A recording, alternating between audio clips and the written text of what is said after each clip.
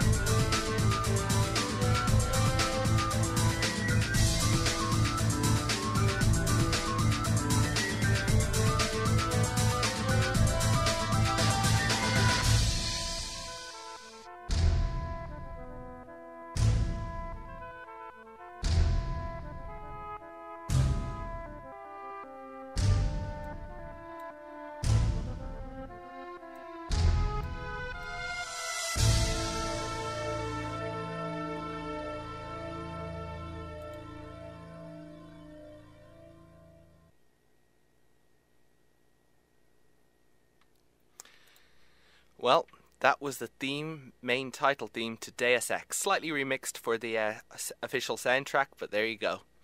Deus Ex, boy, some of you may know it because it's actually it's recently had a new version of it, a prequel called Deus Ex Human Revolution. But the original Deus Ex was actually released over 10 years ago.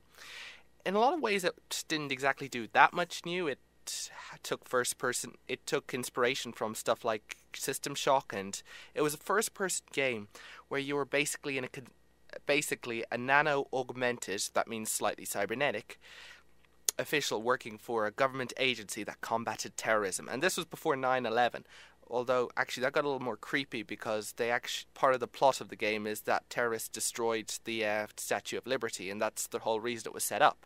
And then there was this whole conspiracy that basically it was blown up intentionally so that this secret government agency could be organized. It's kind of creepy because it came before. The game is kind of creepy like that. But it's also a lot of fun. One of the great things about the game is just its very creepy atmosphere. It's great atmosphere, and throughout the game you have to upgrade your cyber parts, and here's the fun part about it. It's not just about defeating the enemy. At some points you realise, the enemy kind of has a point, and the people I'm working with aren't exactly the best either. But the point is, it doesn't force you in either direction, and that's one of the great things about Deus Ex. You choose which side you're on. You choose whether you think you're going to fight with these guys because they got cooler stuff or you believe with them more, or whether you stick with the side that you were started with because you believe what they're doing. It's got a great way of going about this. You'll be working for this government agency, and every so often the government agents will do something that unnerves you a little more and more, or that you disagree with less and less. It gets a little messy when it turns out your brother is working with this terrorist organization, so obviously there's some sort of point behind what they're doing. It's kind of just a whole bit load of grey versus grey, basically. And at the end of the game, you make a final decision that helps you decide what the fate of the world is going to be. You're given a couple of different options, but it's entirely up to you. You decide the world that creates. It's pretty amazing, and of course, given that so many games don't give you, the idea for multiple endings to a game is something that so few games accomplish. And it's just a pity that Deus Ex is only one of the few that does. Of course, it does make it a pain when they're trying to make sequels, but like I said, the most recent game in the series released after over 10 years of no activity, that was a prequel, so that's one nice way of dealing with that situation. One other thing about it, it's just good gameplay. It involves you've got multiple ways of solving, just like you've got multiple ways of going through the story, you've got multiple ways of going through a mission, and there's a good set of experience where, despite the fact it's very action orientated, whether you're engaging with the characters, there's also a lot of ways you can upgrade your own skills, so you can do different abilities, such as, like, do you want to go just be really smart and hack machines, or do you want to go more for the weaponry route? Although in a first-person shooter, generally weaponry is a good bet. Just a bit of advice. I think I've talked a little too much about Deus Ex now, so I'm going to move on to another really awesome game that I probably should talk too much about. It's called Shenmue, and it's the game that I was wanting to play some music from last week, but, well, couldn't get around to it. Essentially, Shenmue is a game that, it also from around 10 years ago, it also took brave new steps. It tried to create its own story, its own atmosphere, set in a Japanese fishing village in the 1980s. It deals with this man called Ryo Hazuki, who comes home to find that his father is being murdered by a mysterious master called Lan Di, who seems to have a bunch of henchmen, and drives a black limo. And he wants something from Ryo's father called the Jade, these strange mirrors, which become a plot point, of course, of the series. It was meant to be an epic, and indeed the first game is only meant to be chapter 1 of something like 23 chapters. People desperately wanted more when they got this game, and unfortunately only one X sequel was released that only covered chapters 3 to 5 or something. Yeah, I know, there was a chapter 2 that got skipped over. But the game was beautiful for many reasons. It gave a true sense of atmosphere. The fishing village was recreated in such amazing detail. You could see there was a cat you could play with. You could go and just drop money into one of those, toy capsule machines and just have a bit of fun. There was a harbour there with workers going around and doing their bits. You could drive forklifts. And it was one of those few games where sometimes you just would forget about your objectives or what you're trying to do, which in this case was, of course, hunt down your father's killer, but there was always a sense that there was more to it than that, but that was your more immediate goal. But you just forget about that and just walk through the cities, see the people, walk into shops, look at the immaculate detail, the emotion, the pure atmosphere of everything that was going on around you. And talk with many of the characters. It was unique in that there were something like over 100 different characters in the game, and they were all different. They even all had their own little story, and if you looked at some of the extras, it came on 4 discs for the Sega Dreamcast, and 1 CD was purely devoted to extras, like extra gameplay modes and details and some of the all the bit characters in the game. But in the game itself, you could pretty much talk to any character, and no matter what you were dealing with right now, such as finding sailors or trying to find out if anyone saw a black car that day, they'd always have custom voice dialogue, so you could talk to anyone about what you were doing right that moment. It also started a few things, such as having action sequences where you had to press a button really quickly in order to actually complete the sequence. Not something it invented, that goes way back to the Don Bluth arcade games, but it certainly has become more popular recently as developers are trying to create cutscenes and then suddenly realizing they need to throw in gameplay. So it basically means having gamers press button fast enough to make it feel like they're actually doing what the character is doing on screen. Shenmue actually did it pretty well, but like I said, a lot of games kept it up to an ad nauseum degree. There's more to the game, but I think I'll bring you to one of the more relevant aspects of the game. It's music. It was beautiful. It had beautiful music, and a fun thing, you could actually buy cassette tapes in the game, and play them either in a cassette player at home, or you could buy a dictaphone and start playing this music everywhere. One thing I always felt was that it was a pity you couldn't just play the music and walk around with it playing in the background. You actually had to like listen to it the whole time. But there were some nice tracks, but this was always my favorite, and partially because this is always one of the main themes of the game. I'll have you listen to it right now. It was made. It's called Sedge Flower. It was composed by Takenobu, Mitsuyoshi, and also by Yuzo Koshiro. They've done a lot of great work, both of them, in many different games. Japanese, of course. The game was developed by SEGA, originally meant for the Saturn release and the Dreamcast. And I'll just play the game music. Play the game music.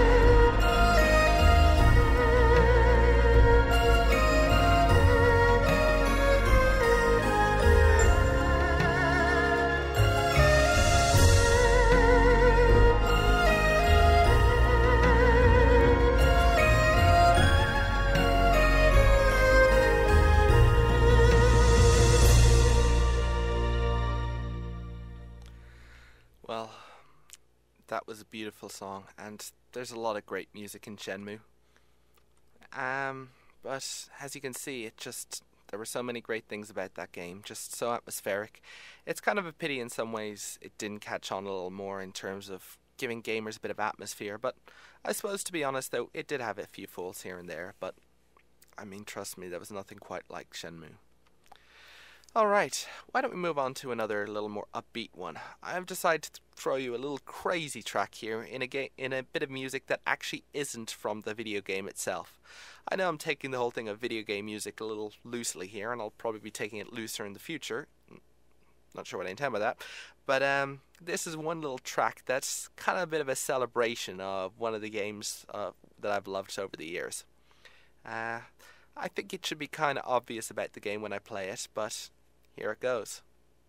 Let's go.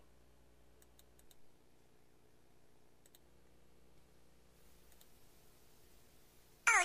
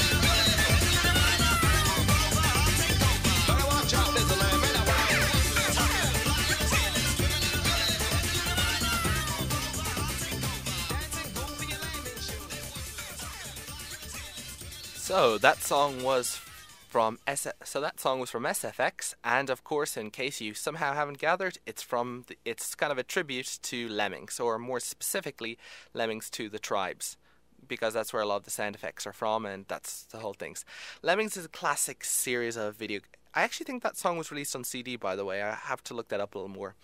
Lemmings is a classic series of video games back in the days of the Amiga, at the late 80s, early 90s, I forget the exact date. It started with them saying, hey, you see, back then computers had a lot of restricted resources, so you couldn't exactly throw everything up on the screen. So one of them, they figured, okay, how many little images can we get up on the screen at the same time?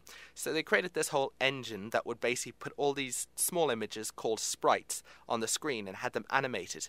I had really small characters because, you could either have big characters and very big sprites and very few sprites, or small sprites and a lot. And so they figured how much, since they wanted to get the most amount of sprites on the screen, they had really small characters. And so they had them walk around, and they sort of developed a gameplay from that. Back then, a lot of games came from people messing around with technology and seeing what came out and having ideas. But they had the idea that they'd basically be all this great big line of these characters walking along, and they'd go like fall off cliffs or go into lava pits unless the player gave a command to them to tell them to do something. So, for instance, in the first level, they're all just walking around on the top level.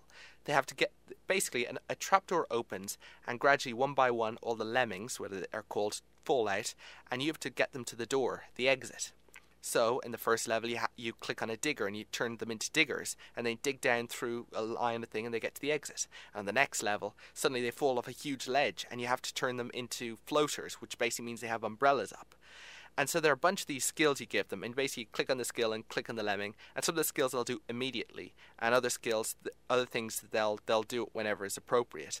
And essentially it's a frantic game of trying to give them the right skills at the right time, and also figuring out, okay, when do I tell the lemmings to do when, in order to get them all to the end of the level. And inevitably some of them will not quite make it to the end of the level, especially since one type of lemming class will cause them to just stop the rest of the lemmings go that direction. And that's great, but when all the other lemmings are out, you won't be able to they're called blockers basically. All the lemmings will remain, so you'll kind of have to do something about that. The game was kind of infamous because there was one option if you've completely screwed up the level called nuke, where you double clicked on a nuclear mushroom cloud at the bottom right of the screen and would cause all the lemmings to basically detonate in a huge explosive. Yeah, it was kind of morbid, but there was a weird fascination with it. And it was just amazing just to see the screen completely destroy itself in just the utter catastrophe of screwing up. The game Lemmings 2 The Tribes, technically not the direct sequel, that was Oh No More Lemmings, actually took it up a few levels, because the first game, like I said, there were about 10 skills. Lemmings 2 The Tribes had, 70? I lost track. And there were different tribes of lemmings, each which tended to have different skill, and the skills you had for each level were different. And boy, I wasn't actually that keen on the first Lemmings game. It was okay, but I just really loved Lemmings 2 The Tribes. I just thought it was far more flexible, far more versatile, so many more options. Oh, and you had the fast forward button that would basically mean all the Lemmings just fast forward, did everything rapidly. And that was great, because sometimes you'd have solved the problem in the original Lemmings. But of course, you'd have to wait for all the other Lemmings to catch up. Okay, I'm kind of running a little... Okay, so why don't we move on to the next song?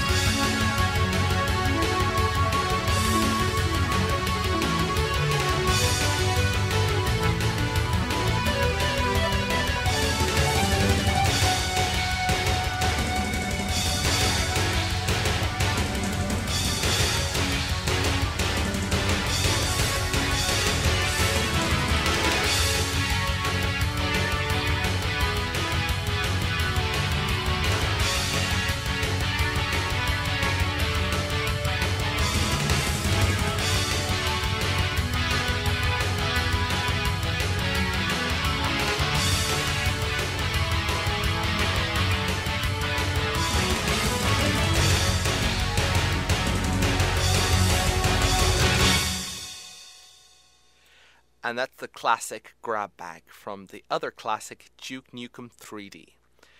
Boy, Duke Nukem 3D is a classic in video game history. Back then, of course, there was Doom had made the first-person shooter popular for like the first time ever, and there were a lot of people trying to be like Doom, trying to be nitty-gritty and killing and destroying lots of demons and all the violence and everything. And Duke Nukem came along and just did something completely different. It did a lot of the similar things, but for one thing, it started setting it in more realistic locations. It had a sense of humor to it, and it just upped the interactivity level. For instance, you could flush toilets, you could flip switches. It was really, and snooker as well. There was a snooker table at one part, and you could just go around, say, I'm gonna forget about finding these aliens. I'm just gonna play pool for a few minutes, and it was fun. There've been many different. It's one of the few. It's one of the few video game tunes that has its own name, really. Grabbag. It's made because that was the name of the music software that its creator Lee Jackson was using. There've been a few different versions of that song. One of them was sung by Megadeth. I'm not that familiar with that band because I'm not familiar with metal music, which is going to be a problem when we get around to Brutal Legend. But there you go. It's a classic. There was actually a recent. But the game just had a lot going for it. It wasn't just destroy the enemies, you could shrink them, you could freeze them. At some points you even shrunk yourself and you went through small little caverns. There was a huge amount of satire in the game as well. You'd often take place in, whenever it took place in slightly realistic location, it would tend to be a caricature of the location that made a huge satire of the whole thing. So, it took place inside a police station, for instance, and then you'd find one secret passage down to you'd find some of the name tags on the desks were for stuff like Dirty Harry and John McClane and stuff, or secret passage down to a whole area. And, there are a lot of stuff to have a bit of fun with. And, yeah, apparently the multiplayer was pretty good, but I never really involved myself that much with that sort of stuff. There was a recent release called Duke Nukem Forever, and that's an in-joke in of itself among the gaming community. Basically, it was a game that was announced something like 1997, and it was released this year. Like, literally. Now, you might be saying, how the heck can a game take so long to create? Which is effectively, almost a quarter or a third of the entire length of the game that the game industry has been active. The answer is, who the heck knows? A lot of people would want to know the same thing. The game turned out to get mediocre reviews. I haven't played it, so I don't know. But sometimes not. Sometimes even if the phrase "all good things come to those who wait," yeah, not always. So I'm going to finish off with a bit of a fun song. This is actually from an online game, which is also a bit of a satire in and of itself, where you basically play it and you're given an instruction that as you walk along canyon, you're told that the guy you're going to fight, the boss, is immune to your weapons, and in order to win you have to burn the rope. So then you go, you burn the rope, and you defeat the guy. That's it. That's the entire game. There's a walkthrough online which is 1 minute long. It's a parody a bit about how games just do a lot of hand-holding these days, but I don't know, it's fun in and of itself, and of course, let's listen. It's got a great ending theme tune, which pretty much says it all. And because it's an ending theme tune, I think it's time to end this program. Thank you for listening to BitNote with me, David Collins, and enjoy the rest of your day.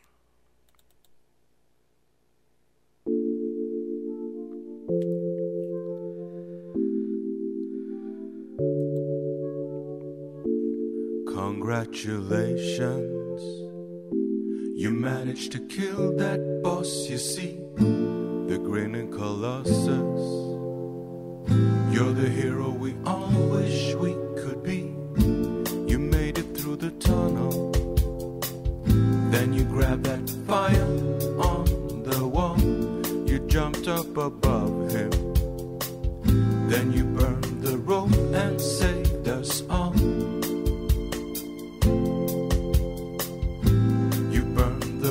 And saved us all. You burned the rope and saved us. Now you're a hero. You managed to beat the whole damn game.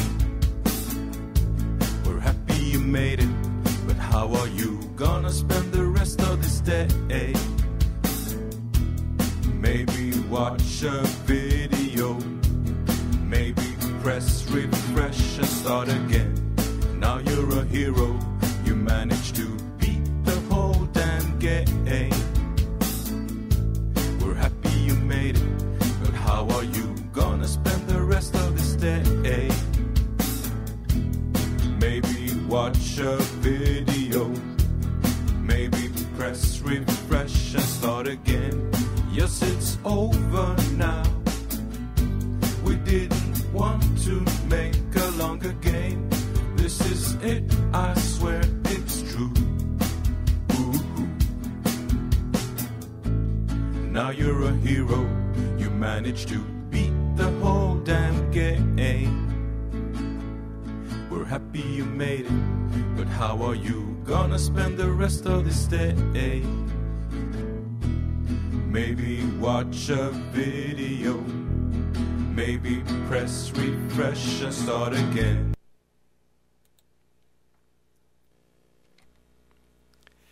That was Now You're a Hero by Henrik Nåmark from the online free video game You Have to Burn the Rope, developed by Bashiri.